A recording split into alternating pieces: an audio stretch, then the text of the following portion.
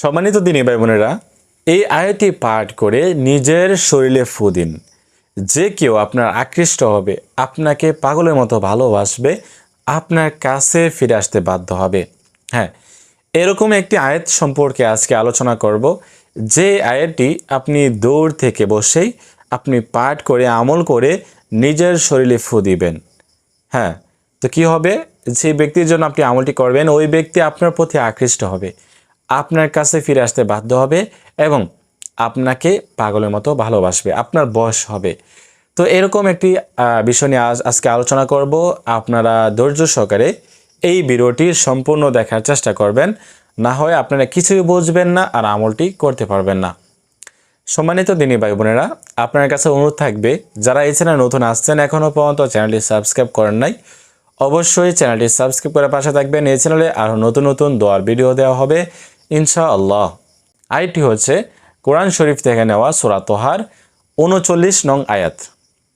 وألقيت عليك محبة مني وألقيت عليك محبة مني وألقيت عليك محبة مني। এখানে একটি জিনিস শেখার আছে, সেটি হচ্ছে এখানে ওয়ালকাইতু কফ দিয়ে উচ্চারণ করবেন। ওয়ালকাইতু আলাইকা মাহাব্বাতাম মিন্নি, আপনারা অবশ্যই সহি শুদ্ধভাবে শিখে নেওয়ার চেষ্টা করবেন, না হয় এই আমল দ্বারা আপনারা কোনো ধরনের কাজ হবে না। তো সহি শুদ্ধভাবে শিখে তারপরে আপনাদেরকে কি করতে হবে? পবিত্রতা অর্জন করে পবিত্র হয়ে পবিত্র স্থানে বসে আপনি কি করবেন? নিরিবিলি জায়গায় রাতে আমলটি করবেন। রাতে নিরিবিলি জায়গায় বসে প্রথমে 3 বার ইস্তিগফার পাঠ করবেন। আস্তাগফিরুল্লাহ আস্তাগফিরুল্লাহ আস্তাগফিরুল্লাহ। তারপর 3 বার দুরূদ শরীফ পাঠ করবেন, যে দুরূদ শরীফ আমরা নামাজের মধ্যে পাঠ করে থাকি। আল্লাহুম্মা সাল্লি আলা মুহাম্মাদ ওয়া আলা আলি মুহাম্মাদ কামা সাল্লাইতা আলা ইব্রাহিম ওয়া আলা আলি ইব্রাহিম ইন্নাকা হামিদুম মাজিদ। আল্লাহুম্মা বারিক আলা মুহাম্মাদ ওয়া আলা আলি মুহাম্মাদ কামা বারাকতা আলা ইব্রাহিম ওয়া আলা আলি ইব্রাহিম ইন্নাকা হামিদুম মাজিদ পাঠ করবেন। তো এটা পাঠ করা শেষ হয়ে গেলে যারা এই দুরূদ শরীফ পারেন না, তারা কি করবেন? তারা সাল্লাল্লাহু আলাইহি সাল্লাম পাঠ করবেন। সাল্লাল্লাহু আলাইহি সাল্লাম, সাল্লাল্লাহু আলাইহি সাল্লাম। দুরূদ শরীফ এবং ইস্তিগফার আপনাকে অবশ্যই পাঠ করতে হবে। তারপরে করণীয় কি? তারপর করণীয় হচ্ছে আপনাকে কি করতে হবে?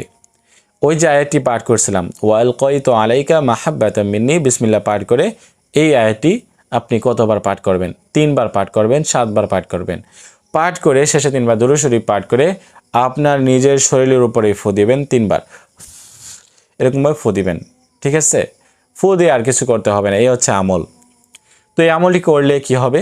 যে কেউ আপনার প্রতি আকৃষ্ট হবে, আপনার বশ হবে, আপনাকে পাগলের মতো ভালোবাসবে এবং আপনার কাছে ফিরে আসতে বাধ্য হবে। আপনি দূর থেকে এই আমলটি করেন, ইনশাআল্লাহ 100% কাজ হবে, যদি আপনারা সহি শুদ্ধভাবে আমলটি করতে পারেন। হ্যাঁ, তবে কথা হচ্ছে আপনাকে এর পাশাপাশি নামাজ আদায় করতে হবে এবং আল্লাহ তাআলার কাছে দোয়া করতে হবে। তো এই আমলটি আপনারা অবশ্যই শিখে করার চেষ্টা করবেন।